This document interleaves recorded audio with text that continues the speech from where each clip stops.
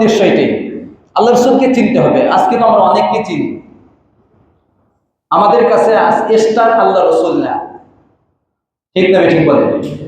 আজ আমরা অনেককে চিনি, অনেকের জীবনে আত্মবন্ত পুরোটাই জানি। আমার নেতার পরিচয় যদি আমি বলতে বলি, বাংলাদেশের অনেক নেতা, ওই কর্মীদের কাছে যদি আমি জানতে চাই, বলেন আদ্যপান্ত জন্ম থেকে নিয়ে মৃত্যু পর্যন্ত তার রাজনৈতিক জীবন, সবকিছু, ব্যক্তিগত পারিবারিক জীবন বলার মতো লোক আছে না নাই? কথা বলেন। অথচ আমি যদি বলি আল্লাহ রসুলের পুরো জীবন নয়, সামান্য একটা অংশ, আল্লাহ রসুল সম্পর্কে 2 মিনিট বলেন তো একটু। তার বাপ দাদাদের নাম কয়েকটা প্রজন্ম আপনি একটু বলেন তো, পারবেন? জোর বলেন। আজ এক একজন খেলোয়াড়, তার ক্লাবে কয়টা গোল, কোন ক্লাবে কয়টা গোল দিয়েছে, বিশ্বকাপে কয়টা গোল দিয়েছে, সে কত রান করেছে, তার নাম কি, এক একটা দলের পুরো টিমের কতজন খেলোয়াড়, প্রত্যেক খেলোয়াড়ের নাম কি, এরকম জানতেওয়ালা যুবক বা আমাদের সন্তান আছে না নাই? অথচ যে ব্যক্তির চেয়ে শ্রেষ্ঠ ব্যক্তি, মর্যাদাপূর্ণ ব্যক্তি আল্লাহর পরে জমিনে আর কেউ নেই, তার নাম কি? এই ব্যক্তি সম্পর্কে আমাদের কোনো ধারণা নাই, আমাদের সন্তানরাও জানে না, আমরাও জানি না, ঠিক না ঠিক বলেন? শুধুমাত্র আল্লাহ রসুল সম্পর্কে কিছু ধারণা দেওয়ার জন্য, আল্লাহ রসুল কেমন ছিলেন, এটা আপনি যত জানবেন তত তার প্রতি ভালোবাসা বৃদ্ধি পাবে। এই জন্য বারবার একই বিষয় ঘুরিয়ে ফিরে এগুলো নিয়ে আলোচনা হয়। আজকেও একই বিষয় আলোচনা হবে। এরপরে অনেক ভাই আবেদন করেছেন যে আমরা গত বছর মক্কি জীবনী, আল্লাহ রসুলের জন্ম থেকে নিয়ে বা আইয়ামে জাহিলিয়াত থেকে নিয়ে মদিনায় যাওয়া পর্যন্ত আমরা কি করেছিলাম, ধারাবাহিক আলোচনা করেছিলাম, মনে আছে? মাদানী জীবন রয়ে গেছে 10 বছর, দীর্ঘ আলোচনা করার মতো সময় হবে না। তো আমরা চেষ্টা করব আমি যে 2 জুমায় বা 3 জুমায় পুরা মদিনার জীবনকে সংক্ষেপে আপনাদের সামনে পেশ করা, যাতে আপনি বলতে পারেন যে আল্লাহ রসুলের পুরা জীবনী সম্পর্কে মোটামুটি আমার একটা ধারণা আছে এবং এটা আমি শুনেছি কান দিয়া। কি বলেন, ঠিক না ঠিক? চেষ্টা করবো ইনশাআল্লাহ। আল্লাহ তৌফিক দিলে, ওয়া মা তৌফিক ইল্লা বিল্লাহ। আজকের আলোচ্য বিষয় 3 ভাগে বিভক্ত। কয় ভাগে বলেন? কয় ভাগে? মন লাগিয়ে শুনবেন। প্রথম যে বিষয় নিয়ে আলোচনা করব সে বিষয়টি হলো আল্লাহ রাসূলের শান, মান, মর্যাদা কেমন ছিল। এগুলো আপনারা জানেন, তারপরেও 5-6 মিনিটের মধ্যে বলবো। দ্বিতীয় আলোচনা হবে আল্লাহ রাসূল সম্পর্কে কোনো ব্যক্তি কটূক্তি করলে, আল্লাহ রাসূলকে গালি দিলে, আল্লাহ রাসূলের শান মান নিয়ে কথা বললে, খাটো করলে তার বিধান কি। গত জমে একটু গরম বয়ান দিয়েছি, বিস্তারিত বলতে পারি নাই, কথাটা বুঝছেন? কোরআন হাদিসের দৃষ্টিতে ওই ব্যক্তির হুকুম কি, এটা জানা দরকার আছে না নাই? এই বিষয়ে আমরা জানবো। এরপরে বর্তমান বাংলাদেশে প্রেক্ষাপটে কিছু ইস্যু আছে, ওই বিষয়গুলো নিয়ে শেষের দিকে কিছু আলোচনা করব। প্রথম বিষয় আসি, আল্লাহ রাসূলের শান, মান, মর্যাদা কেমন ছিল। সংক্ষেপে আপনারা জানেন, যেগুলো বলবো এগুলো আপনি শুনছেন, আমার মুখ থেকে শুনছেন, অনেক বক্তার মুখ থেকে শুনেছেন, তারপর একটু ধারণা অল্প সময়ের মধ্যে দিব। 1 নম্বর, আল্লাহ রাসূলের শান, মান, মর্যাদা কেমন ছিল। কোরআন হাদিসের দৃষ্টিতে যদি আলোচনা করতে চাই, আমার কাছে প্রায় 30টি পয়েন্ট আছে। কয়টি? 30-এর উপরে আছে আমার কাছে, সবগুলো বলা যাবে না। এগুলো যদি বলি এবং এক একটা পয়েন্ট নিয়ে যদি আলোচনা করি, তাহলে বুঝবেন যে আল্লাহ রাসূল কেমন ব্যক্তি ছিলেন, তার মর্যাদা কেমন, তিনি ব্যক্তি হিসাবে কেমন, এটা আপনারা বুঝতে পারতেন, কিন্তু এই সময় হবে না। প্রথমেই বলি, আল্লাহ রাসূল সাল্লাল্লাহু আলাইহি ওয়াসাল্লাম সর্বযুগের শ্রেষ্ঠ মহামানব, ঠিক না ঠিক বলে? আল্লাহ রাসূল সর্বযুগের শ্রেষ্ঠ মহামানব। আদম আলাইহিস সালাম থেকে নিয়ে কিয়ামত পর্যন্ত যত নবী রাসূল এসেছে, আল্লাহ রাসূলের পরে কি আর আসবে? আল্লাহ রাসূল পর্যন্ত শেষ। আর কিয়ামত পর্যন্ত যত আল্লাহ রাসূলের উম্মত আসবে, এই সমস্ত লোকের মধ্যে সর্বশ্রেষ্ঠ নবী রাসূল কে? আমার আপনার নবী মুহাম্মদুর রাসূলুল্লাহ সাল্লাল্লাহু আলাইহি ওয়াসাল্লাম। প্রত্যেক নবী, আদম আলাইহিস সালাম থেকে নিয়ে ঈসা আলাইহিস সালাম পর্যন্ত প্রত্যেক নবী নির্দিষ্ট সময় নির্দিষ্ট একটি গোত্রের কাছে এসেছে। কথাটা বুঝাচ্ছেন? আদম আলাইহিস সালাম নির্দিষ্ট একটা গোত্রের কাছে এসেছেন প্রত্যেক নবী, এবং নির্দিষ্ট একটা সময়, এই সময়ে পরে আরেক নবী এসেছে। আরেক নবী আসা মানে পূর্বের নবীর শরীয়ত আর নেই। দ্বিতীয় কথা হলো, প্রত্যেক নবী যে যুগে এসেছে ওই যুগের সমস্ত মানুষের মধ্যে ওই নবীর মর্যাদা সবচেয়ে বেশি। কিন্তু আমার আপনার নবী মুহাম্মদুর রাসূলুল্লাহ সাল্লাল্লাহু আলাইহি ওয়াসাল্লাম, তিনি শুধুমাত্র তার থেকে নিয়ে নির্দিষ্ট একটা গোত্রের জন্য, শুধু আরবের জন্য, শুধু মক্কার জন্য, শুধু মদিনার জন্য নবী, কথা বলেন, পুরা বিশ্বের জন্য তিনি নবী। ওমা আরসালনাকা ইল্লা কাফাতাল লিন-নাসি বাশীরা ওয়া নাযীরা, সূরা সাবার মধ্যে আল্লাহ রাব্বুল আলামিন বলেছেন, আমি আপনাকে পৃথিবীর সমস্ত মানুষের জন্য পাঠিয়েছি। এক। দুই নম্বর, আল্লাহ রাসূল সাল্লাল্লাহু আলাইহি ওয়াসাল্লাম কি শুধুমাত্র তার যুগে যে সমস্ত লোক আসবে আল্লাহ রাসূল থেকে নিয়ে কিয়ামত পর্যন্ত এই সমস্ত লোকদের মধ্যে শ্রেষ্ঠ, নাকি আদম আলাইহিস সালাম থেকে নিয়ে কিয়ামত পর্যন্ত যত নবী রাসূল উম্মত আসবে তাদের সকলের মধ্যে শ্রেষ্ঠ? জোরে বলতে হবে। ফুদ্দিলতু আলাল আমবিয়াই বিসিত্তিন, আল্লাহ রাসূলের হাদিস। আমি আপনাকে সমস্ত নবীর উপরে শ্রেষ্ঠত্ব দিয়েছি। সুবহানাল্লাহ বলে।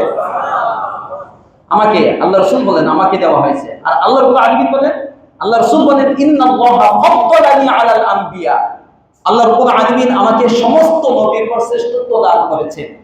ওয়া ফাদ্দালা উম্মতি আলা সাইরিল উম্মাহ, আর ওই নবীর উম্মত হয়ে আমরা সৌভাগ্য, কারণ আল্লাহ রাব্বুল আলামিনের কথা আল্লাহ রাসূল নকল করতেছেন যে আমার উম্মত সমস্ত উম্মতের মধ্যে শ্রেষ্ঠ। এটা কেন? আমার কারণে। সুবহানাল্লাহ বলে। তাহলে এই হাদিস থেকে আমরা বুঝতে পারলাম যে আল্লাহ রাসূল সর্বযুগের সর্বশ্রেষ্ঠ মহামানব। ঠিক না ঠিক বলেন? এটা প্রমাণিত হয়েছে কিসের মাধ্যমে? আপনি বলবেন, আল্লাহ রাসূলকে যখন মেরাজে নেওয়া হয় সর্বপ্রথম কোথায় গেছেন? বাইতুল মাকদিস। কোথায় বলেন? এই বাইতুল মাকদিসে সমস্ত নবীদের রূহকে আল্লাহ রাব্বুল আলামিন একত্রিত করেছেন। ঠিক না ঠিক বলেন? একত্রিত করেছেন সমস্ত নবী, আদম আলাইহিস সালাম থেকে ঈসা আলাইহিস সালাম পর্যন্ত সমস্ত নবী রাসূল একত্রিত করেছেন। নামাজের সময় ইমামতি করবেন সমস্ত নবীদের। কে করবেন?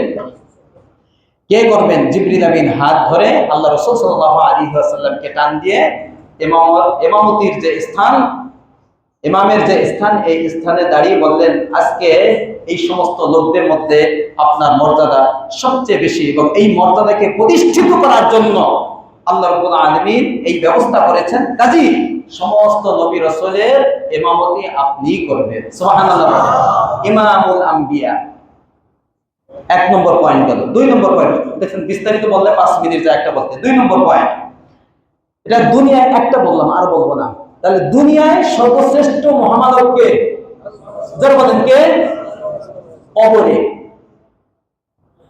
কবরে আলেমে বারজাখ বলা হয় কবর। এই কবরেও শ্রেষ্ঠ মহামানবের নাম হলো মুহাম্মদুর রাসূলুল্লাহ সাল্লাল্লাহু আলাইহি ওয়াসাল্লাম। আচ্ছা, কবরে কয়টা প্রশ্ন হবে? যারা বলেন সংক্ষেপে কয়টা? তিনটা। তৃতীয় প্রশ্ন, প্রথম প্রশ্ন, তোমার রব কে? আল্লাহ তো আল্লাহ, আল্লাহ এখানে আসবেন, আল্লাহ তো সর্বশ্রেষ্ঠ। ঠিক না ঠিক বলে? উনি তো কোনো ব্যক্তির মধ্যে পড়ে না, উনি কি আমাদের মধ্যে মানুষ? দুই নম্বর প্রশ্ন, ওমা দীনুক, তোমার দিন কি, ধর্ম কি? এটা তো কোনো ব্যক্তি না, এটা বস্তু, ওটা বাদ দেন। ব্যক্তি হিসাবে সর্বশেষ যে প্রশ্ন আল্লাহ রাসূলের দিকে ইশারা করে, মান হাযা রাজুল আল্লাযী বুইসা ফীকুম, এই ব্যক্তি কে? এই যে প্রশ্নটা করা হবে কার সম্পর্কে? জবান কার সম্পর্কে? আল্লাহ। দুনিয়ার অন্য কোনো ব্যক্তি সম্পর্কে না, দুনিয়ার অন্য কোনো নবী সম্পর্কে নয়। কার সম্পর্কে? তাহলে কবরেও শ্রেষ্ঠ মহামানবের নাম কি? ভালো করে বুঝেন আজকে। দুই নম্বর পয়েন্ট। তিন নম্বর, আল্লাহ রাসূলের মর্যাদা হাসরের ময়দানে। আল্লাহ রাসূল সাল্লাল্লাহু আলাইহি ওয়াসাল্লামের হাদিস আপনারা জানেন, আমরা সহ সকলে এই কিয়ামতের কঠিন ভয়াবহতা থেকে বাঁচার জন্য আল্লাহ রাব্বুল আলামিনের অবস্থা থাকবে তখন খুবই ভয়াবহ। তিনি রাগান্বিত থাকবেন, তার অবস্থা অন্যরকম থাকবে। কেউ গিয়ে বলবে, সুপারিশ করবে যে আপনি বিচার কার্য শুরু করেন, আমাদেরকে মুক্তি দেন এই কিয়ামতের ভয়াবহতা থেকে। এই সাহস কেউ পাবে না। তখন উম্মতরা সর্বপ্রথম কার কাছে যাবে?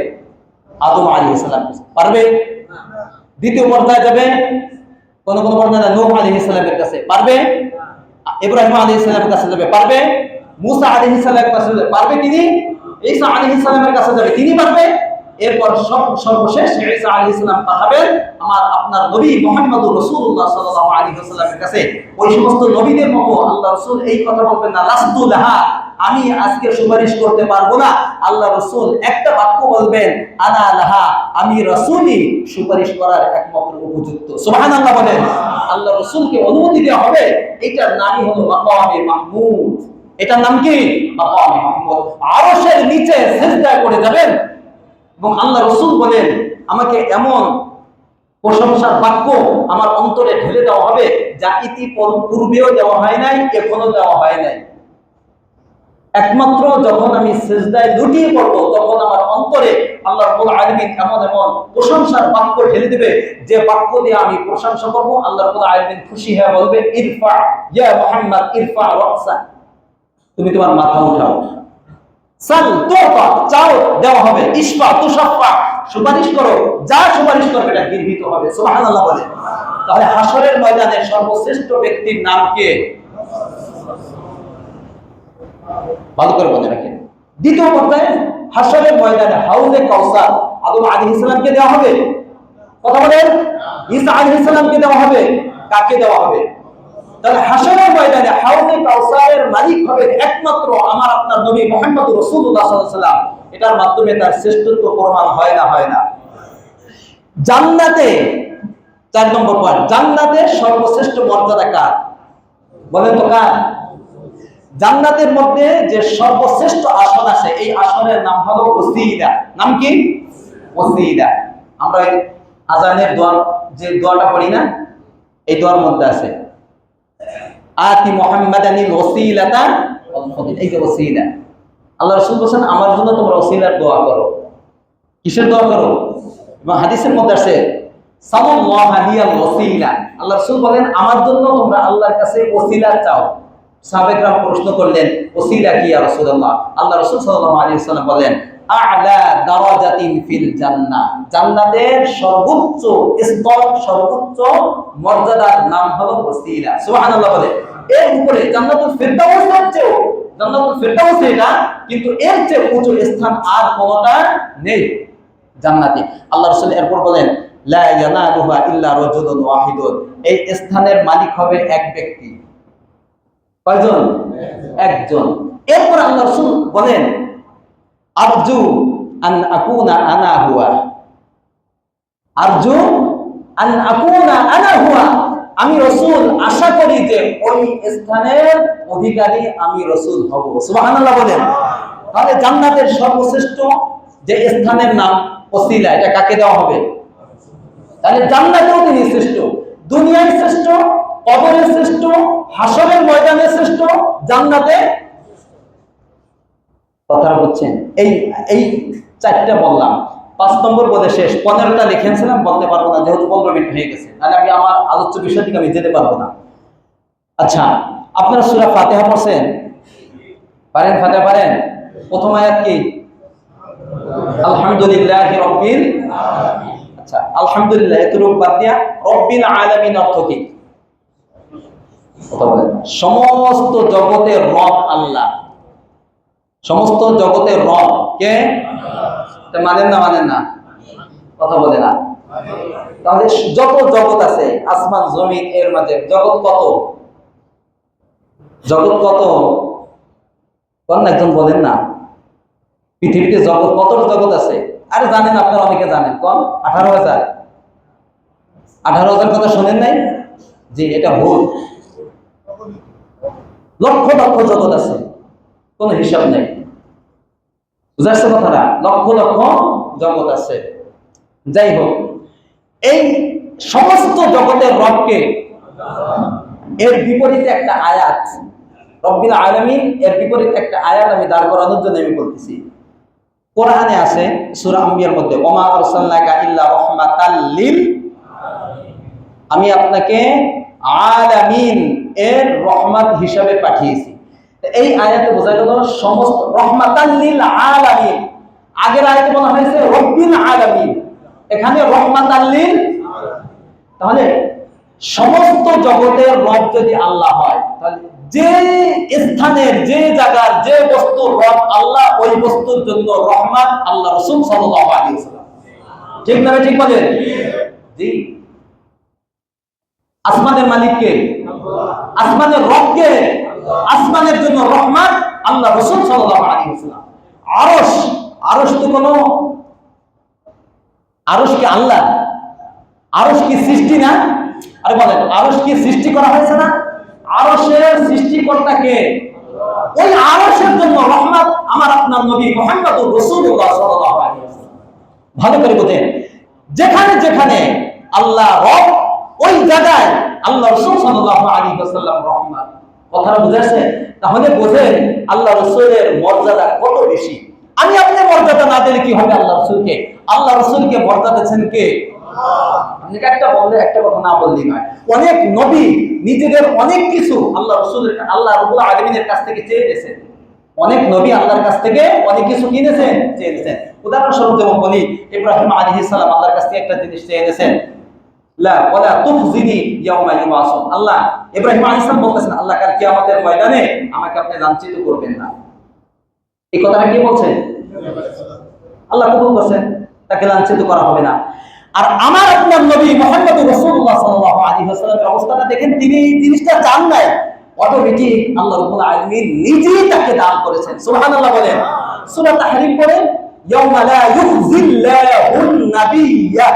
এই নবী আমাদের আপনার নবী মুহাম্মদুর রাসূলুল্লাহ, এটা আল্লাহ রাসূল চেয়ে নেন নাই। কথাটা বুঝছেন? প্রত্যেক একজন নবী আছে, আমাদের মুসা আলাইহিস সালাম, তিনি আল্লাহ রাব্বুল আলামিনকে দেখতে চেয়েছেন। রব্বি আরিনি আনজুর ইলাইহি। আল্লাহ বলেন ক্বালা লান তারানি, সম্ভব না, আমাকে দেখা সম্ভব না। আর আমার আপনার নবী তারা আল্লাহকে দেখতে দেখতে চেয়েছেন। এটা কি আল্লাহ রাব্বুল আলামিন নিজে প্রস্তাব দিয়েছেন না মুসা আলাইহিস সালাম প্রস্তাব দিয়েছেন? চাইছেন। আর আমার আপনার নবীকে দুনিয়া থেকে উঠিয়ে 7 আসমান জমিন পার করে আরশের উপরে নিয়ে কোথায় নিয়ে গেছেন সেটা সহিহ হাদিসে বর্ণিত নাই। যাই হোক, আল্লাহ রাব্বুল আলামিন একান্তে ডেকে নিয়ে আল্লাহ রাসূলের সাথে কথোপকথন করেছেন। আল্লাহ রাসূল আল্লাহ রাব্বুল আলামিনকে দেখছেন কি দেখেন নাই, এই ব্যাপারে দুইটা মত আছে। কয়টা মত? আমাদের আয়েশা থেকে একটা, তিনি বলেন দেখেন নাই। আব্দুল্লাহ ইবনে আব্বাস বলেন ইন্নাহু রাআ রাব্বাহু, আল্লাহ রাসূল তার রবকে দেখেছেন। দুইটা মত আছে। যে কোনো মতের ভিতরে দুটোটাই আহলুস সুন্নাহ ওয়াল জামাতের মত। যদি আমরা ধরে নেই আব্দুল্লাহ ইবনে আব্বাসের এই মত অনুযায়ী যে আল্লাহ রাসূল আল্লাহ রাব্বুল আলামিনকে দেখেছেন, তাহলে তো স্পষ্ট যে দুনিয়া থেকে উঠিয়ে আসমানে নিয়ে আরশে নিয়ে ব্যক্তিগতভাবে কথা বলেছেন এবং আল্লাহ রাসূল আল্লাহ রাব্বুল আলামিনকে দেখেছেন। ঠিক না? ঠিক বলেন। এটা কি এই মেরাজে যাওয়া, এটা কি আল্লাহ রাসূল আল্লাহ রাব্বুল আলামিনের কাছে চেয়েছেন না নিজেই নিয়েছেন? আর অনেক আছে, বহুত আছে, অনেক বলা যাবে। মুসা আলাইহিস সালামের কাছে আল্লাহ রাব্বুল আলামিন যখন বললেন যাও ইযহাব ইলা ফিরআউনা ইন্নাহু তাগা, ফিরআউনের কাছে দাওয়াত নিয়ে যাও, ও সীমালঙ্ঘন করতেছে, ও বেশি বাড়াবাড়ি করতেছে, ওর কাছে যাও। তখন মুসা আলাইহিস সালাম বলেন ক্বালা রাব্বিশরাহ লি সাদরি, পারেন না? মুসা আলাইহিস সালাম আল্লাহর কাছে আবেদন করেছেন, আল্লাহ প্রভাবশালী একজন বাদশা, তার কাছে আমি যাব, এই দাওয়াত দেওয়ার মতো ক্ষমতা এবং সাহস, ইলম, হিকমত দিয়ে আমার অন্তরকে তুমি পরিপূর্ণ করে দাও, সর্বে সবর করে দাও, আমার অন্তর পরিপূর্ণ করে দাও, যেন তার কাছে গেলে কোনো ধরনের আমার ভয় ভীতি না আসে, তোমার দায়িত্ব যেন আমি ঠিকমতো পালন করতে পারি। কথা চেয়ে নিয়েছেন আল্লাহ রব্বিশরাহ লি, আমার অন্তরকে সর্বে সদর করো। কে চাইছেন? আমার আপনার নবীকে আল্লাহ রাব্বুল আলামিন কি করেছেন? আলাম নাশরাহ লাকা সাদরাক, চান নাই। আল্লাহ রাব্বুল আলামিন নিজে বলতেছেন হে রাসূল, আমি কি আপনার বক্ষকে প্রশস্ত করে দেই নাই? সুবহানাল্লাহ জোরে বলেন। চান না, এটা অটোমেটিক দিয়ে দিয়েছেন। এরকম বহুত আছে ভাই, আর বলা যাবে না, মোটামুটি কয়েকটা শুনে রাখেন। এটা দ্বারা কি বোঝা গেল? আল্লাহ রাসূলের মর্যাদা কম না বেশি? এই কথাটা কি আপনাদের কাছে স্পষ্ট হয়েছে? এই নবী রাসূল যার মর্যাদা এত বেশি, যার মর্যাদা আল্লাহ রাব্বুল আলামিন নিজে দিয়েছেন। জগতের শ্রেষ্ঠ শ্রেষ্ঠ মানুষ আবু বকর সিদ্দিক, ওমর ফারুক, ওসমান রাদিয়াল্লাহু তাআলা আনহু, আলী রাদিয়াল্লাহু তাআলা আনহু সহ শ্রেষ্ঠ মানুষেরা আল্লাহ রাসূলকে সবচেয়ে বেশি মর্যাদা দিয়েছেন। এমনকি হিন্দুদের মধ্যে, খ্রিস্টানদের মধ্যে, ইহুদিদের মধ্যে অনেক পণ্ডিত আছে যারা আল্লাহ রাসূলের জন্য ওই ধর্মে থাকা অবস্থায় পাগল ছিল, আল্লাহ রাসূল সম্পর্কে একটা কটূক্তি, একটা তার জীবন নিয়ে সামান্য ভুল ধরার মতো সাহস তারা পায় নাই। এবং এমন এমন হিন্দু আছে যারা আল্লাহ রাসূল সম্পর্কে বই লিখেছেন, এমন বই লিখেছেন যে বই পড়লে আপনি চোখের পানি ঠিক রাখতে পারবেন না। গুরুদত্ত সেন তোমাকে ভালোবাসে হে নবী, কিনবেন এটা? এটা একটু পড়ে 50 থেকে 60 টাকা দাম। হিন্দু অবস্থা কি বই লিখেছেন? খ্রিস্টানদের নবী নাম কি বলেন? নাম কি? এই খ্রিস্টানদের একজন, নামটা আমার মনে আসতেছে না, আপনারা অনেকে জানেন, তিনি 100 মনীষীর জীবনী নিয়ে একটা বই লিখছেন। এই বইয়ের সর্বপ্রথম যে ব্যক্তির নাম এনেছেন ঈসা আলাইহিস সালামের নাম। তার নাম? কোন ধর্মের অনুসারী তিনি? খ্রিস্টানদের অনুসারী। সর্বপ্রথম তার নবীর নাম আনাই যুক্তিযুক্ত ছিল, আনেন নাই। কেন আনেন নাই? তিনি জানেন যে না, সর্বশ্রেষ্ঠ মহামানব যার চরিত্র সবচেয়ে বেশি, তিনি অন্য কেউ নয়, আমার নবীও নয়, বরঞ্চ তিনি হন যার মর্যাদা আল্লাহর পরে মুহাম্মদুর রাসূলুল্লাহ সাল্লাল্লাহু আলাইহি ওয়াসাল্লাম। এই নবীর শান মান নিয়ে যার মর্যাদা এত বেশি, আমি আপনি যদি মর্যাদা না দিই কোনো আসে যাবে? বলেন বলেন, আসে যাবে? আল্লাহ রাসূলের মর্যাদা কে দিয়েছে? কিন্তু আমি আপনি যেহেতু আল্লাহ রাসূলের উম্মত হিসাবে দাবি করি এবং কাল কিয়ামতের ময়দানে সুপারিশ পেতে চান, জোরে বলেন। কবরে যখন আল্লাহ রাসূল সম্পর্কে প্রশ্ন করা হবে, তখন কি ঠিকমতো এই উত্তরটা দিতে চান যে এই নবী আমার নবী মুহাম্মদুর রাসূলুল্লাহ? এই উত্তরটা কি দিতে চান? দিতে যদি চান, এই সবগুলো যদি চান, তাহলে আল্লাহ রাসূলের শান মান হেফাজত কি আল্লাহ রাব্বুল আলামিন আসমান থেকে নেমে এসে করবেন না? আমাদের করতে হবে। কাজী আমরা এই বাংলাদেশে নতুন করে গত জুমার বয়ান আর কোনোদিন পৃথিবীর কোন স্থানে আমরা এটা চাই না। কমপক্ষে আমরা বাংলাদেশে নাগরিক হিসাবে আল্লাহ রাসূলের শান মান নিয়ে তাকে কোন বিষয় যদি খাটো করা হয়, কোন বিষয় যদি আঘাত করা হয়, আল্লাহ রাসূলের শান মান নিয়ে কোনো কথা বলা হয়, কটূক্তি করা হয়, কটাক্ষ করা হয়, তাহলে একজন মুমিন তার উম্মত হিসেবে তার হৃদয়ে রক্তক্ষরণ হওয়া উচিত। ঠিক না? ঠিক বলে। এখন যেটা গরম বয়ান না, শোনেন, আল্লাহ রাসূল সাল্লাল্লাহু আলাইহি ওয়াসাল্লামের সম্পর্কে যদি কোন ব্যক্তি আল্লাহ রাসূলের ব্যক্তিগত জীবন, পারিবারিক জীবন, পুরো জীবন সম্পর্কে কোন একটা বিষয় নিয়ে কোন ব্যক্তি যদি গালি দেয়, কটাক্ষ করে, সম্মান নিয়ে আঘাত করে, তার ওই ব্যক্তির হুকুমটা কি শোনা দরকার আছে না নাই? অল্প সময় শোনেন কি হুকুম তার। 1 নম্বর শোনেন, যদি এরকম করে সাথে সাথে তার ঈমান চলে যাবে।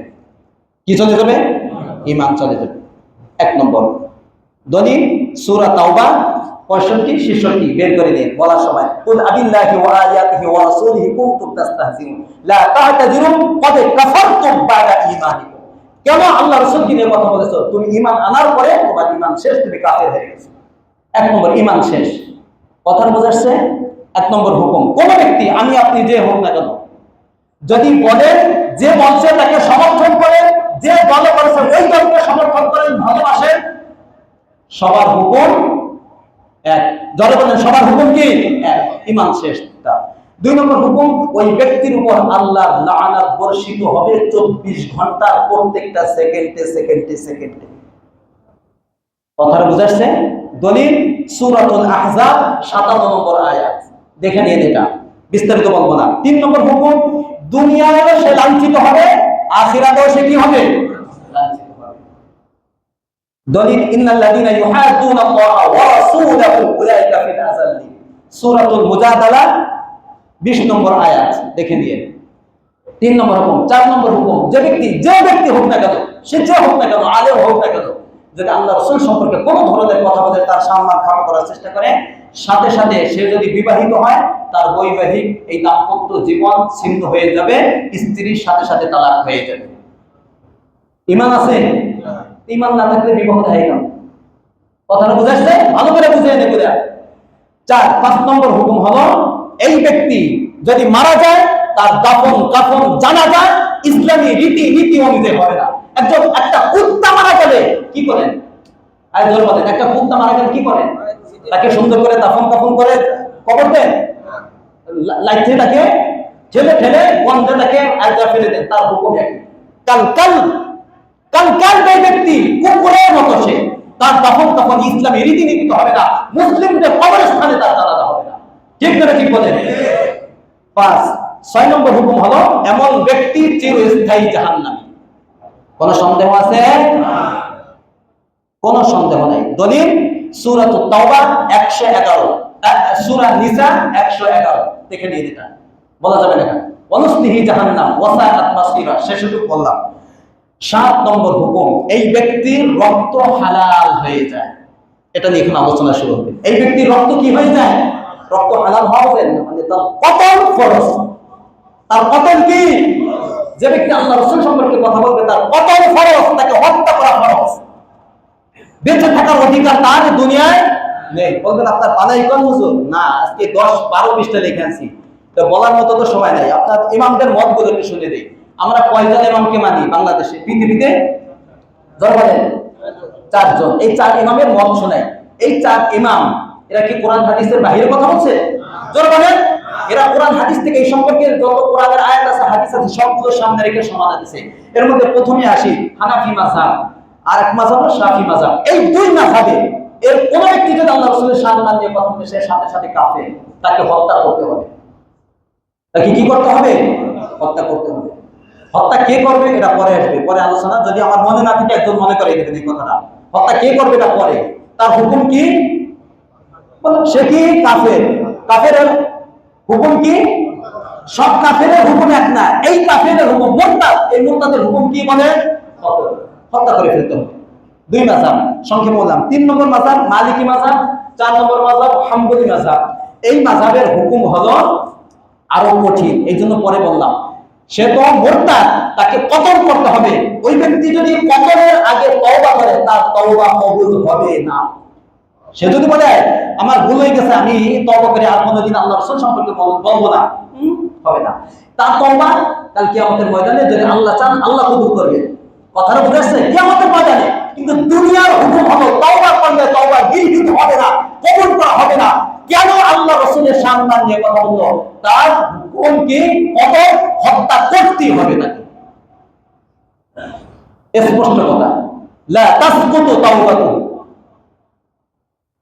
তওবা করলে তার এই বিধান রহিত হবে না। স্পষ্ট হুকুম।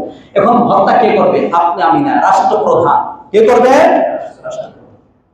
সে তাকে গ্রেফতার করবে। গ্রেফতার করে কোনো কথা নাই, যাবজ্জীবন জেল নয়, অন্য কিছু নয়, একটাই হুকুম। বলেন কি? হ্যাঁ।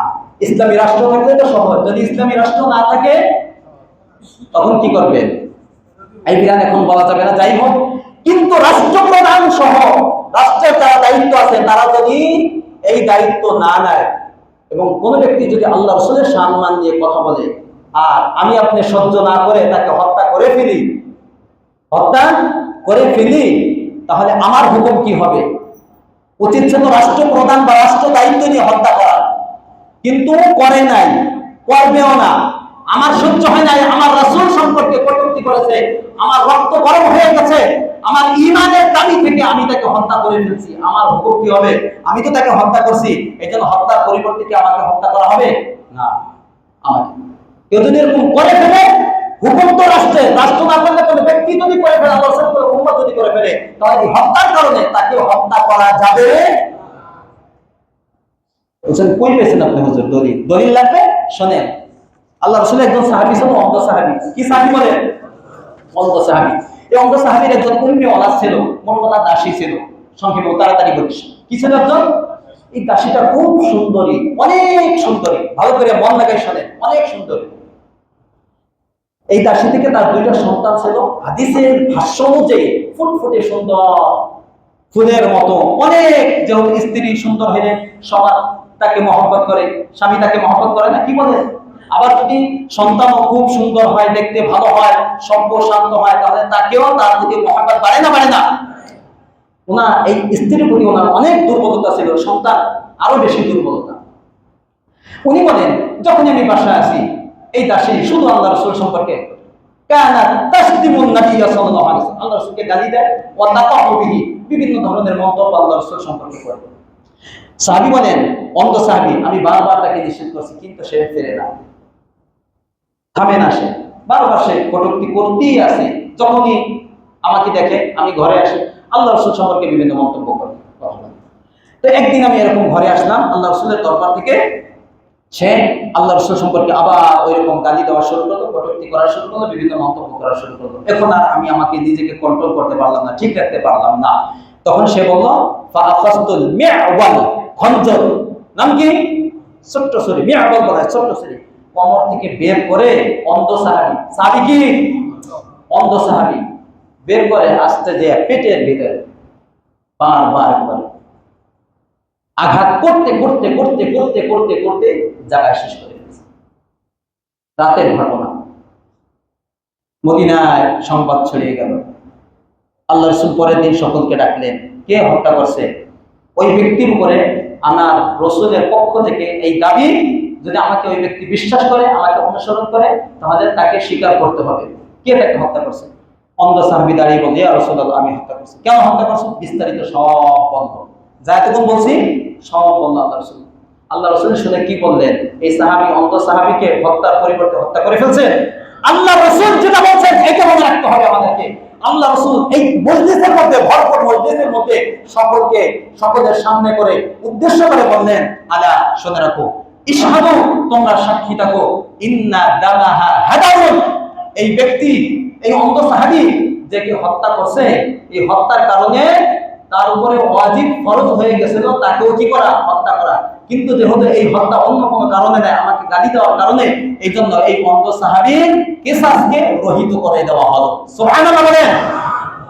কাজী আল্লাহ রাসূল সম্পর্কে কোনো ব্যক্তি যদি কটূক্তি করে, তার বিধান কি? জোরে বলেন, কি বিধান? এই সম্পর্কে আরো দুইটা ঘটনা শুনেন। ফাতহে মক্কা, মক্কা বিজয় হয়ে গেছে, ঘটনা বলা যাবে না, সামনে বলবো। মক্কা বিজয় হয়ে গেছে। মক্কায় আল্লাহ রাসূলকে কম কষ্ট দিয়েছিল না বেশি? জোরে বলেন, অনেক বেশি কষ্ট দিয়েছিল আল্লাহ রাসূলকে, অনেক, বহুত কষ্ট দিয়েছিল। তার মাতৃভূমি ত্যাগ করতে বাধ্য করেছে। মক্কায় থাকা অবস্থায় একজন কাফের কতটা নির্যাতন করেছে আল্লাহ রাসূলকে। উদাহরণস্বরূপ একটু বলে ফিরি, না এদের মনটা তৃপ্তি লাগবে না। ধরেন, পূর্বের সরকার কি আপনারা বাংলাদেশ থেকে বিদায় দিয়েছেন, যদি আসতে পারে কি করবে? কোনো কথা নাই, সবাই কি কি কি করতে পারে? হ্যাঁ, মাফ করে দেবে? কি করছে তাকে? তার দলের নেতাদের কি করছে? তাকেও কি করছে? কথা বলেন। আল্লাহ রাসূলকে মক্কায় থাকা অবস্থায় যা করছেন, 100 ভাগে, এই এক ভাগে 100 ভাগ, 99 ভাগ বাদ দেয়, এক ভাগকে যদি আরো 100 ভাগ করেন, এই পরিমাণও তো কিছু করা হয়নি, হয়েছে? কিন্তু এইটার কারণ কেন দেশ থেকে বের করলেন? একজনের জিহ্বা থাকবে না, কথা বলে না, বোঝেন না আপনারা? যদি আসতে পারে, যারা তার বিরুদ্ধে বলতেছে বা কিছু করতেছে, যারা এই কাজ করছে বিদায় দেওয়ার পক্ষে, এদের খবর আছে না নাই? তাহলে মিলান, আপনি কার অনুসরণ করবেন? আপনি কার দল করেন? আপনি কি মুহাম্মদ রাসূলুল্লাহ দল করবেন, না এই সমস্ত স্বৈর শাসনের দল করবেন? আপনি কার দল করবেন? বুঝেন কতটা কষ্ট দিয়েছে। এই কথাটা বললাম, আর সত্যি কথা বলি, আমার বলার মতো আগে কোনো ছিল না। এই মেম্বারে বসলে অনেক কথা উপর থেকে, আল্লাহর পক্ষ থেকে খতিবদের উপর আল্লাহ ঢেলে দেন, চলে আসছে, কেন যেন আসছে। তো মক্কায় যখন বিজয় হন, আল্লাহ রাসূল আসলেন, সকলকে জিজ্ঞাসা করছে আল্লাহ রাসূল মক্কার সামনে বসে একত্রিত করে, তোমাদের ভাই সম্পর্কে তোমাদের কি ধারণা, কি করবে? যে নির্যাতন করছে, বলছে আমাদের ভাই একজন ভালো মানুষ, তার সম্পর্কে আমাদের ভালো ধারণা ছাড়া কোনো খারাপ ধারণা নেই। আমরা চাই আমাদের মনের আশা, আমাদের ভাই আমাকে মাফ করে দেবে। মক্কার কাফেরদের এই কথা আল্লাহ রাসূল বলেন, বাস ঠিক আছে, আমার ভাই ইউসুফ আলাইহিস সালাম, তার ভাইরা ষড়যন্ত্র করে নাই তার বিরুদ্ধে, তিনি যেমন তাদেরকে মাফ করে দিয়েছে। আজকে ওলা তাসরিবা আলাইকুমুল ইয়াউম, তোমাদের উপর আমার কোনো রাগ ক্ষোভ কিচ্ছু নাই, সকলকে মাফ করে দিন। ইযহাবু আনতুমুত তুলাকা, যাও তোমরা সব মাফ। কিন্তু শোনো, সকলকে মাফ করে দিলাম, 14 জন কোনো বর্ণনায় 4 জন পুরুষ 2 জন মহিলা, কয়জন? 6 জন, কোনো বর্ণনায় 14 জন। এই 14 জনকে মাফ করা হবে, সকলকে মাফ করে দিলাম। এই 14 জন ভাই 6 জনকে মাফ করা হবে না। কেন মাফ করা হবে না? একমাত্র কারণ তারা আল্লাহকে কিছু, আল্লাহকে তারা বলি, আল্লাহর সাথে শিরক করে, আমি রাসূল সম্পর্কে কটাক্ষ করেছে, অনেক ধরনের কথাবার্তা বলেছে, এই জন্য এই 14 জনকে মাফ করা হবে না। আল্লাহর বিধান, আল্লাহকে কোনো কিছু কইলে সেটা মাফ করে দেওয়া হয়, অন্য কোরআনের বিরুদ্ধে কিছু বললে সেটাও মাফ করে দেওয়া হয়, কিন্তু একমাত্র মহামানব আল্লাহ রাসূলের বিরুদ্ধে কোনো ব্যক্তি যদি কিছু বলে তার সম্মান নিয়ে আঘাত করে তাকে মাফ করা যাবে না, এই বিধানটা কাজে আমি এই এদেরকে মাফ করতে পারবো না। এর মধ্যে একজন ইবনে খাতাব, নাম কি? ইবনে খাতাব। এই যে কাবার যে গিলাফ আছে না, গিলাফ চড়াই ধরে এইভাবে রয়েছে।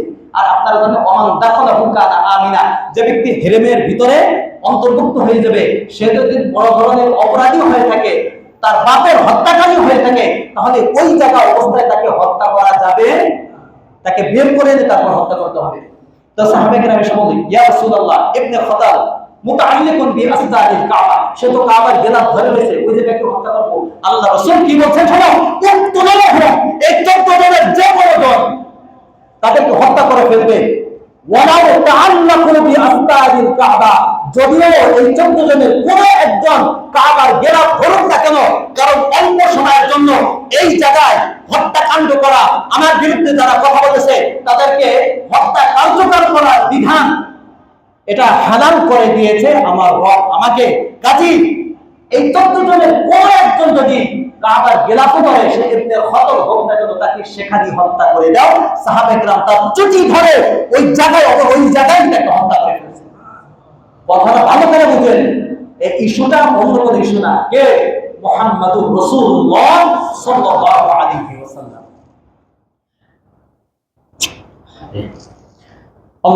আল্লাহ রাসূলের মদিনায় যাওয়ার পরে বাঁচতে দেয় না, মক্কা থাকতে দেয় না, মদিনাও থাকতে দেয় না। একজন ইহুদি ছিল কাব ইবনে আশরাফ, নাম শুনছেন? বেশ কষ্ট দিত আল্লাহ রাসূলকে। হাদিসের মধ্যে আল্লাহ রাসূল নিজে বলছেন, ফাইন্নাহু আযাল্লাহ ওয়া রাসূলুহু, এই কাব ইবনে আশরাফ সে আল্লাহকে, আল্লাহ রাসূলকে কষ্ট দেয়, খুব গালিগালাজ করে। মান লি কাব ইবনে আশরাফ, কে আছে কাব ইবনে আশরাফকে হত্যা করবে? সাহাবায়ে কেরামের মজলিস বলছে, এমন কে আছে যে আল্লাহ সম্মান হেফাজতের জন্য, আমি রাসূলের সম্মান হেফাজতের জন্য কে আছে যে কাব ইবনে আশরাফকে হত্যা করবে? সাহাবী দাঁড়ালেন, মুহাম্মদ ইবনে মাসলামা রাদিয়াল্লাহু তাআলা। নাম কি সাহাবী? কথা বলেন, নাম কি? মুহাম্মদ ইবনে, দাঁড়ালেন, আনা ইয়া রাসূল, আমি হাজির, আমি পারবো। ঠিক আছে, যাও, অনুমতি দাও। আরো কয়েকজন দেওয়া হয়। এই ইহুদি খুব সুগন্ধি ব্যবহার করত, আরবের দামি দামি সুগন্ধি ব্যবহার করত।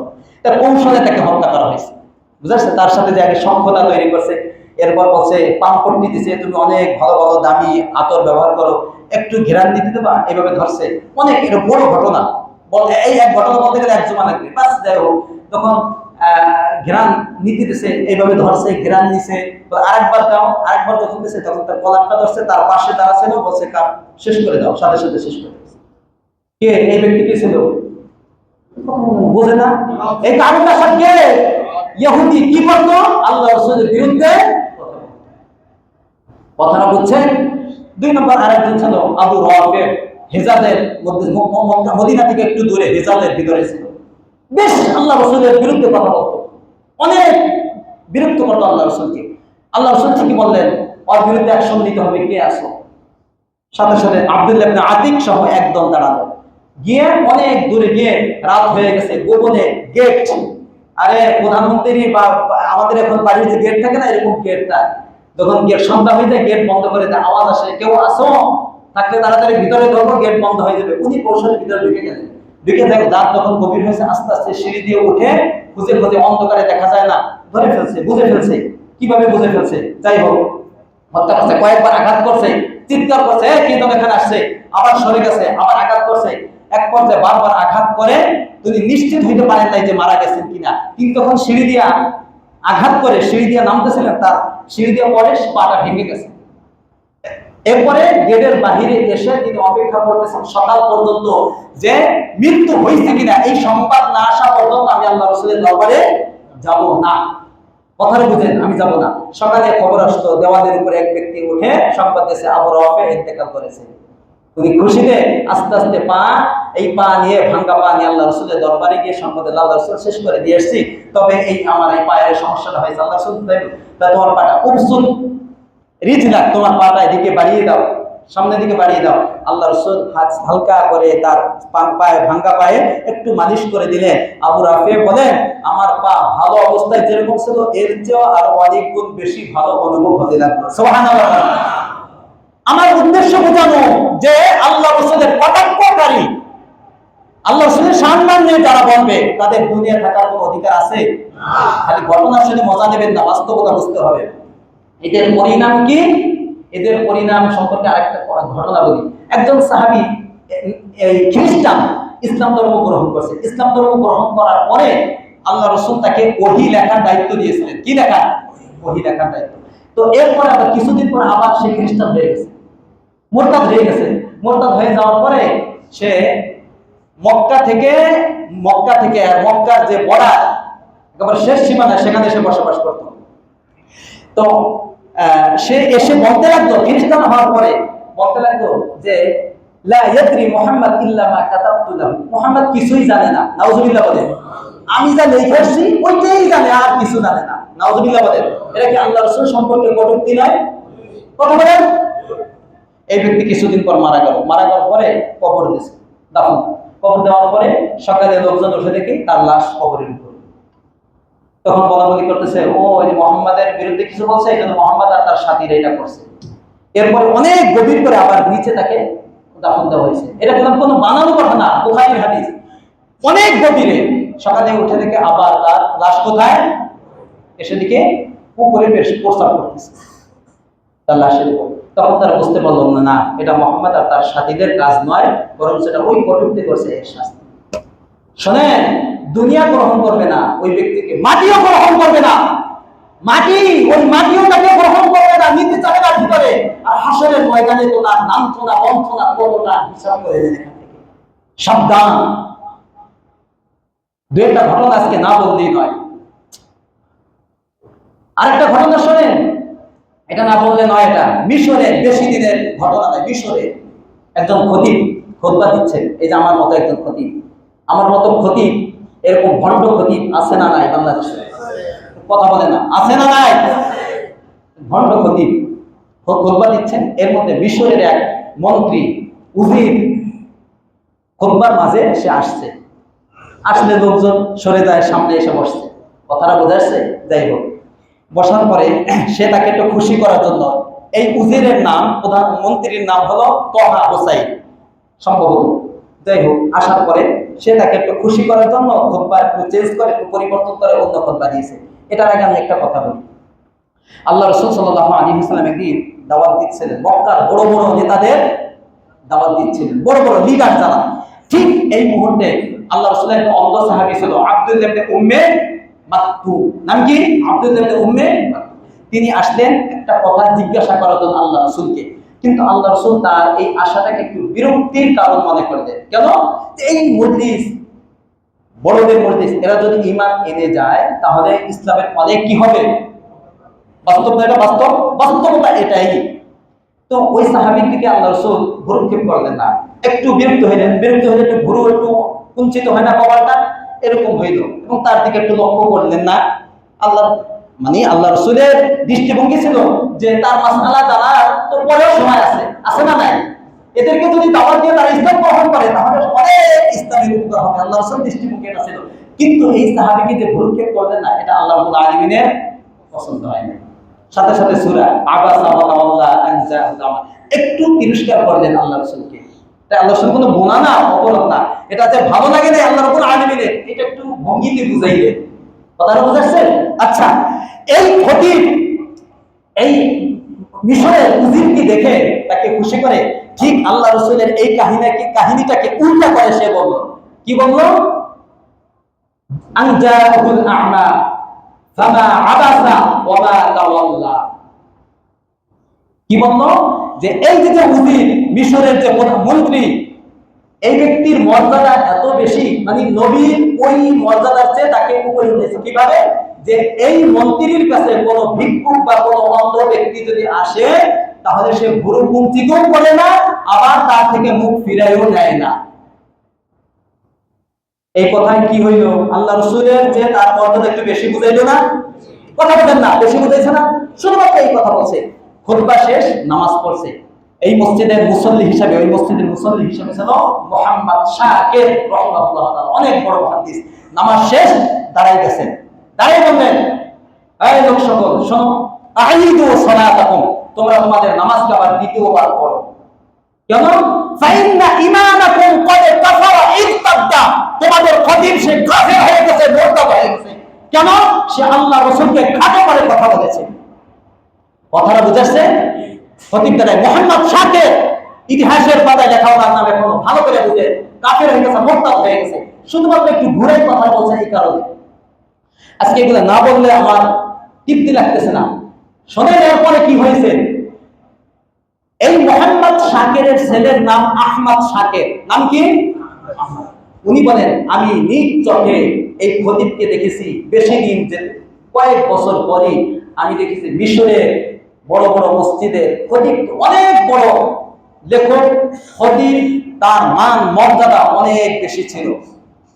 বুঝাচ্ছে কথাটা? অনেক বড় এই খতিবের। কয়েক বছর পর আমি একটি নামাজ পড়তে ঢোকা দিয়েছি, আমি দেখলাম যে সে মিশরে বিভিন্ন মসজিদের ওই গেটের সামনে দাঁড়িয়ে দাঁড়িয়ে মসজিদে যারা নামাজ পড়তে যায় তাদের জুতা সোজা করে 2-1 টাকার বিনিময়। কিসের বিনিময়? 2-1 টাকা পাবে, টাকার জন্য জুতা সোজা করে দেয়, জুতা রাখে, হেফাজতে রাখে, যে বের হইলে জুতাটা সোজা করে দেবে, তাকে 2-1 টাকা দিবে। এই খতিবের এই পজিশন আর আগের পজিশন, কথা বলে বুঝেন না আপনারা? এই যে শাস্তিটা সে পাচ্ছে কিসের কারণে? যারা বলেন কিসের কারণে? ওই আল্লাহ রাসূল সম্পর্কে সে কটূক্তি করেছিল, ভিন্ন মন্তব্য করেছিল, এই কারণে। কাজে দুনিয়ায় লাঞ্ছনা, আখিরাতেও লাঞ্ছনা, এটা দিতেই হবে, মাফ নাই, তওবা করলে মাফ হবে না, তওবা করলে মাফ হবে না। 2 নম্বর একটা ঘটনা, 3 নম্বর একটা ঘটনা না বললে ভালো লাগতেছে না, সেটা হলো ফুকাহায়ে কিরওয়ানের একটা ঘটনা। ফুকাহায়ে কিরওয়ান, ফুকাহায়ে কিরওয়ানের মধ্যে একজন ব্যক্তি ছিল কবি, বড় মুহাদ্দিস, বড় ফকিহ। কবিরা স্বাভাবিক একটু উল্টাপাল্টা হয়, বুঝেন না? সে কবিতা লিখতে লিখতে লিখতে লিখতে এক সময় আল্লাহ রাসূলকে নিয়ে বিভিন্ন ধরনের মন্তব্য করে ফেলছে। এটা যখন জানতে পারলো ফুকাহাগণ, তখন তাকে ডাকলো। ডাকার পরে সবাই হুকুম দিল, এর বিচার হলো হত্যা। কি বলেন? জোর বলেন কি? হত্যা। আচ্ছা, কিসাসের মাধ্যমে হত্যা করা হলো। হত্যা করার পরে তারা বলল যে একটা দৃষ্টান্ত স্থাপন করা দরকার, যেন মানুষ জানতে পারে এবং ভবিষ্যতে কোনো মানুষ যেন আল্লাহ রাসূল সম্পর্কে কোনো ব্যক্তি কিছু না বলতে পারে, একটা দৃষ্টান্ত স্থাপন করা দরকার।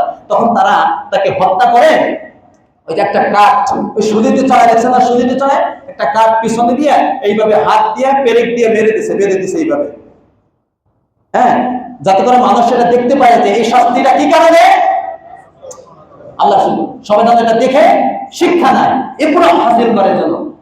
আর তারা চিন্তা করলো যে যেহেতু বড় একজন আলিম ছিল, মুহাদ্দিস ছিল, কমপক্ষে মৃত্যুর সময় আর এই অবস্থায় তার চেহারা যেন কোন দিকে থাকে, কিবলামুখী থাকে, এই অবস্থাটা কিরকম করছে। কিন্তু তারা বলে আমরা যতবার তার চেহারাকে কিবলার দিকে দিয়ে দিই, সাথে সাথে তার চেহারাটা কিবলার দিক থেকে ফিরে যায়। কেন? কেন বলেন কেন? এই জন্য বাংলাদেশের কিছু নাস্তিক আছে, বাংলাদেশে এর মধ্যে একজন সবচেয়ে ঘৃণিত, ওর নামটা আমার মনে আসলে কি, কবির জানো না, যে না শাহরিয়ার কবির না, না যাই মনে আসতেছে না। এ কি বলে জানেন? ওই যখন আল্লাহ রাসূলের এইরকম কেউ কথা বলে আর আমরা যখন ফুঁসে উঠি, তখন তারা বলে যে এই আল্লাহ রাসূলের বিরুদ্ধে যারা বলবে তার শাস্তি দেওয়া বাংলাদেশ বা আইন বা বাংলাদেশের মানুষ না, এই শাস্তি দিবে কে? কোন বিচার বিভাগ, কোন রাষ্ট্রপ্রধান, কোন ব্যক্তি আর বিচার করতে পারবে না। বিচার করবে হাসরের ময়দানে যাওয়ার পরে, বিচার করবে কে? কত বড় নাস্তিক, কত বড় নাস্তিক! আল্লাহ রাসূল এই সূরা আপনার মায়েদার একটা আয়াত পড়েন, সূরা মায়েদার একটা আয়াত, সূরা ইন্নামা জাযাউল লাযিনা ইউহারিবুনা আল্লাহ ওয়া রাসূলাহু, যারা আল্লাহ রাসূলের বিরুদ্ধে আচরণ করবে, আল্লাহ রাসূল সম্পর্কে কোন কথা বলবে, এদের শাস্তি কয়টা? 4টা। কয়টা শাস্তি? 4টা। এই 4টা শাস্তি মুসলিম রাষ্ট্রের রাষ্ট্রপ্রধানকে দেওয়া হয়েছে, কাজীকে দেওয়া হয়েছে। এই 4টা যেমন একটা কার্যকর করবে। 1 নম্বর স্বাভাবিক কতল, 2 নম্বর সুদীতে চড়িয়ে কতল, 3 নম্বর হলো হাত পা বিপরীত দিক থেকে কেটে দেওয়া, 4 নম্বর শাস্তি হলো দেশ থেকে বের করে দেওয়া। কি বলছে নাই? আল্লাহ করবে না, দুনিয়ার মানুষের হাতে দেওয়া হয়েছে। আরে যারা বলেন এরকম নাস্তিক আছে না নাই বাংলাদেশে? কাজী এই বাংলাদেশে আমরা দেখতে চাই না ভাই। আপনি চান? আমরা এরকম দেখতে চাই না। বারবার এরকম এত ভালো লাগে না, বারবার এগুলা ভালো লাগে না। নাস্তিক এখন তো ধরেন আমার 3 নম্বর পয়েন্ট নিয়ে আলোচনা আসতে পারি নাই। 3 নম্বর পয়েন্ট ছিল আজকে আলোচনার মূল বিষয়, বুঝাচ্ছে আজকের আলোচনার মূল বিষয় ছিল। এই জন্য আপনাদেরকে আমি বলছি যে এই বিষয়টা একটু লেখালেখি করবেন। কে করছেন? আপনারা তো অনেকে ফেসবুক চালান, কে করছেন? আমি তো বলছি এগুলো একটু লেখালেখি করেন। আপনি একটা লেখেন, আপনার ফেসবুকে একটা লেখেন যে আল্লাহ রাসূলের বিরুদ্ধে যারা কথা বলবে তাদেরকে আমরা সর্বোচ্চ শাস্তি, মৃত্যুদণ্ড আইন চাই। লেখছেন এর জন্য? সবার ফেসবুক থেকে যদি এই আওয়াজ ওঠে তাদের কানে যাবে না? যাবে না? বাংলাদেশের সকল মানুষ যদি, আপনি চান না? আপনি চান না এই আইন? চান না? যদি না চান তাহলে আপনি মুসলিম না, মুসলিম না, মুসলিম না এই কথা আমি দিয়ে গেলাম এখানে, যদি আপনি আইন না চান। যদি আপনি মুসলিম হিসাবে দাবি করতে চান, তার উন্মত হিসাবে দাবি করতে চান, এই মন থেকে আপনার এই আইন চাইতে হবে, প্রতিবাদ করতে হবে, এই আওয়াজ তুলতে হবে। সবাই চলেন না একটু কথা বলেন, তুলতে পারবেন? এটা বলেন জি। সকলে এটা বেশি বেশি শেয়ার করবেন, বেশি বেশি লেখালেখি করবেন। আমরা এই আইন চাই। আজকে তো আরো অনেক কথা আছে। এই যে শিক্ষাঙ্গন, এই যে শিক্ষা, যে পাঠ্যপুস্তক সংস্কারের যে দাবি, যে সংস্কার যে করতেছে, এর মধ্যে নাস্তিক আছে না নাই? আছে না নাই? গত জুমায় বলেছি, শোনেন, এই ট্রান্সজেন্ডার বা সমকামিতাকে প্রমোট করার জন্য উঠে পড়ে লাগছে এই সরকারের কিছু দালালরা। এই জানেন, আপনারা এটা জানেন? এভাবে লেখালেখি কেন করেন না? পাঠ্যপুস্তকে যদি ঢুকিয়ে দেওয়া হয়, আমার আলেমদের সন্তানরা লেখাপড়া স্কুলে করে না, আপনার সন্তানরা নষ্ট হবে, পরিবার, সমাজ, রাষ্ট্র তছনছ হয়ে যাবে। আমি বললাম যদি আইন, এর মধ্যে একজন কোরআন আহলে কোরআন নামে একজন আছে, ওটা বাদ দেন আপনি। যদি ট্রান্সজেন্ডার সমকামিতার আইন পাস হয়, বাংলাদেশের উপকার হবে? বাংলাদেশের 91% মুসলিম, যে মুসলিমরা যে আইনটা চায় না, এই আইনটা কেন তাদের উপর চাপিয়ে দেওয়া হবে? ঠিক না? ঠিক বলে যে চাই না, আমি আপনি চাই না, যে কেন জোর করে এই আইন চাপিয়ে দেওয়া হবে মুসলিমদের উপরে? কেন মুসলিমদের শিশুদেরকে আইন পড়ানো হবে? এই মতবাদ কেন পড়ানো হবে? এই জন্য দাঁড়িয়ে ওঠান, শিক্ষা থেকে ইসলাম বিরোধী দালালদের মতবাদ সহ পর্দা নিয়ে, হিজাব নিয়ে, দাড়ি নিয়ে যত ধরনের ইসলাম বিরোধী বিষয় আছে সবগুলোকে সংস্কার করে পূর্বে খোলাফায়ে রাশিদিন সহ কোরআন সুন্নাহর যে ঘটনাগুলো, আল্লাহ রাসূলের জীবনী, সবগুলো আবার ঢুকাতে হবে। এই আইন চান না? চান না? এটা এই আওয়াজ তুলতে হবে, শুধু চাইতে হবে না, এই আওয়াজ এটা তুলতে হবে। আপনি ভাই, আজকে তো অনেক কথা বলা দরকার ছিল। ট্রান্সজেন্ডার আইন, এই সমকামিতার আইন যদি পাস হয়, আপনি নিজেই সামাল দিতে পারবেন না। আপনার এই ট্রান্সজেন্ডার বুঝেন, ট্রান্সজেন্ডার আর এই হিজড়া হলো এক নয়, এটা আলোচনা আমি করছি না? ট্রান্সজেন্ডার আর হিজড়া এক না দুই। ট্রান্সজেন্ডার সংক্ষেপে কথা হলো, একজন ছেলে তার মনে চাইছে মেয়ে হইতে, বাস মেয়ে দাবি করছে, বাস এখন তাকে মেয়ে বলতে হবে। বাস্তবে সে মেয়ে না ছেলে, সে দাবি করে মনে চাইছে মনে মেয়ে হইতে, মেয়ে দাবি করছে মেয়ে। আচ্ছা, এইটা যদি এরকম যদি হয়ে যায়, পারিবারিক, সামাজিক, রাষ্ট্রীয়, ধর্মীয় সমস্যা আছে না নাই? এইগুলা তো আজকে লিখেছিলাম, কিভাবে বলবো? সময় তো নাই, 5 মিনিট দেরি হয়ে গেলে মাথা গরম হয়ে যায়, সমালোচনা ঝড় ওঠে, আজকে দেরি হয়ে। কিন্তু এই বিষয়গুলো না বললে তো নয়, বলেন কত ধরনের সমস্যা। যদি আল্লাহ তৌফিক দেয়, আগামী দিনে শুধু এই বিষয় নিয়ে আলোচনা করব, ঠিক আছে ইনশাআল্লাহ? কিন্তু এই আজকে থেকে এই আওয়াজ সবাই তুলতে পারবেন যে আমরা শিক্ষা সংস্কার যে হচ্ছে, এই ট্রান্সজেন্ডার, সমকামিতা সহ ইসলাম বিরোধী যে সমস্ত জিনিস আছে, এইগুলো আমরা চাই না। পারবেন তো ইনশাআল্লাহ? সাথে সাথে দুর্গাপূজা আসতেছে, নাকি দেরিতে না কাছাকাছি? যাবেন? এই কয়েকজন থেকে বের হয়ে গেছে, যাবেন? সমর্থন করবেন? উইশ জানাবেন? শুভেচ্ছা জানাবেন? কোন সমর্থন করবেন? লিখে রাখবেন, সে মুসলিমের খাতা থেকে তার নাম সাথে সাথে কাটা যাবে। ইসলাম ধর্ম যার যার উৎসব সবার। এটা কি ইসলামী স্লোগান না কুফরি স্লোগান? যারা বলেন কি স্লোগান এটা? একজন মুসলিম আমল করে না, সাথে সাথে সে কাফের হয়ে যাবে। ধর্ম যার, উৎসব তার। ঠিক না ঠিক বলে? তারা তাদের ধর্ম সেখানে পালন করবে, প্রশাসনের লোকেরা তাদেরকে নিরাপত্তা দেবে, সুষ্ঠুভাবে তারা পালন করবে, কোনো সমস্যা নাই। মুসলিম রাষ্ট্রে ইসলাম সকলকে সমর্থন করে, সকল ধর্ম যেন নিয়ে তারা বাংলাদেশে এবং মুসলিম রাষ্ট্রের জন্য সুন্দরভাবে থাকতে পারে, তাদের ধর্ম যেন পালন করতে পারে, এটা নিশ্চিত করছে ইসলাম। ঠিক না ঠিক?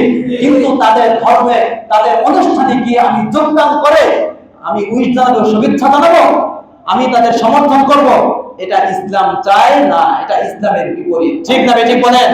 কেউ যাবেন না। সহজ কথা বলে দিলাম, সর্বশেষ আলোচনা এটাই। আল্লাহ রাব্বুল আলামিন এই বাংলাদেশকে হেফাজত করুন, দোয়া করেন। ঠিক আছে, আজকে অনেক অনেক কথা ছিল। আমরা যতই বলি, যতই গরম কথা বলি না কেন, যতই গরম বয়ান দেই না কেন, এটা করতে হবে, এটা করতে হবে, এটা করতে হবে, এটা করতে হবে, এটা সমাজ করতে হবে না, হবে না। আপনি এই যে সাবিনা নূর আছে, যেটা আর কয়েকজন কামরুল হাসান মামুন আছে নাস্তিক শিক্ষা কমিশনে, এদেরকে সরাবেন। ধরেন একজনকে বিদায় দিয়েছেন, আবার ডক্টর ইউনূসকে আনছেন, বসাইছেন। কি আপনারা মনে করেন যে অনেক কিছু হয়ে গেছে? একজন ছিল ভারতের গোলাম, আর একজন আমেরিকার গোলাম, মাঝখানে আমরাই পাই। বুঝলেন না? এইগুলোকে বলতাম কাজী এই সাবিনা নূর আর কামরুল হাসানকে সরাবেন এখান থেকে, আরেক নাস্তিক এসে বসবে আমার এখানে। ঠিক না ঠিক বলে? এই জন্য কোন নাস্তিক যেন বসতে না পারে, নাস্তিকের চেহারা আমরা বাংলাদেশের মাটিতে দেখতে চাই না। এই জন্য যেটা দরকার সেটা করতে পারবেন কি পারবেন? পারবেন না পারবেন না? সেটা সম্পর্কে আগের দিন আলোচনা হবে। আল্লাহ রাব্বুল আলামিন তৌফিক দান করুন। ওয়া আখিরু দাওয়ানা আনিল হামদুলিল্লাহি রাব্বিল আলামিন।